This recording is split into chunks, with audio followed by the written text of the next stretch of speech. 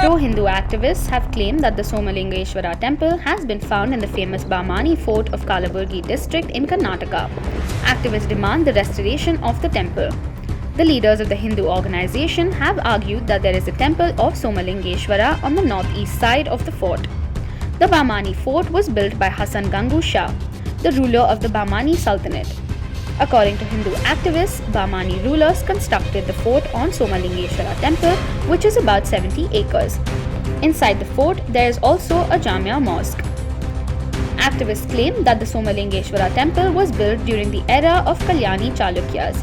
In the 12th century and later, the temple was attacked and destroyed by the Bahmani sultans. They also said that Someshwar temple has a history of hundreds of years and has been neglected by the archaeological department. They demanded that the temple should be immediately renovated, and if the government did not pay heed to it, the organization would launch an agitation.